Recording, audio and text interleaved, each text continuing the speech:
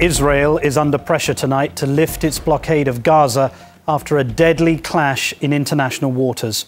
The United Nations Security Council held an emergency session asking Israel to explain its use of force, and the European Union condemned the violence and demanded an impartial inquiry.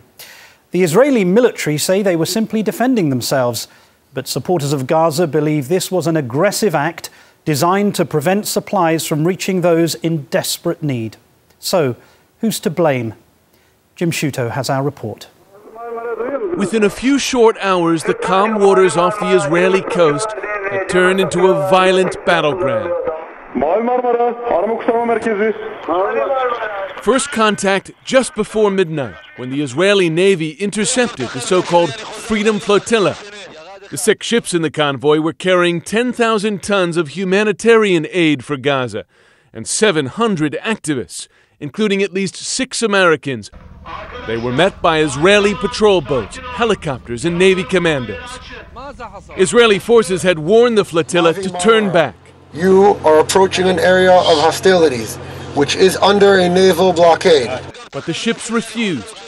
Then Israeli commandos boarded them, dropping on deck from hovering helicopters. 1 hour later, 9 activists were dead and dozens wounded. The Israeli Navy claims self-defense, releasing this video to support their case. Sailors attacked by club-wielding activists. One sailor thrown onto a lower deck. Soon, Israeli Prime Minister Benjamin Netanyahu had canceled a trip to Washington to meet with President Obama. They were mobbed, they were clubbed, they were beaten, stabbed. There was even a report of gunfire. And our soldiers had to defend themselves, defend their lives, or they would have been killed. From the activists, a very different story and different video. Civilians lying bloodied and injured on the decks. A reporter for the Al Jazeera network transmitted this report before communications were cut off. Tens of people, civilians, have been injured. There are still sounds of live fire despite they've raised the white flag. The truth is, the ships were on a collision course long before the bloodshed. The convoy left with the express intent of breaking Israel's controversial 3-year blockade of Gaza. They carried cement, prefabricated houses, and medical equipment, things rarely allowed in by Israel. For their part, the Israelis always said the ships would be turned away, and 3 Israeli naval missile boats had left northern Israel last night, planning to intercept the flotilla. They had not planned for this. As news of the deaths on board spread, so did the anger. We have to stop Israel from murdering innocent people.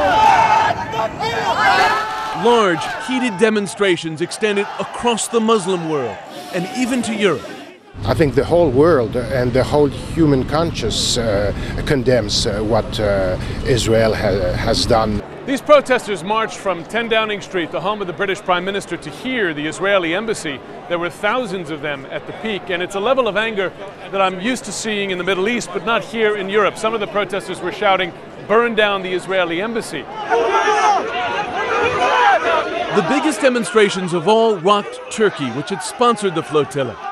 Its relations with Israel already strained, it canceled joint military exercises with Israel and recalled its ambassador.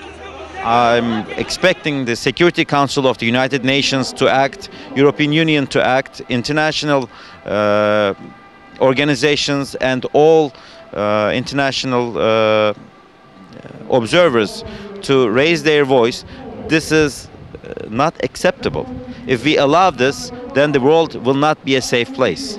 The diplomatic repercussions also spread, with the EU demanding an investigation and 2 UN officials condemning the raid, emphasizing the operation had taken place well inside international waters. Tonight, the UN Security Council met in emergency session over the attack. A battle that began here is ending with global repercussions. I'm Jim Sciutto for Nightline in London.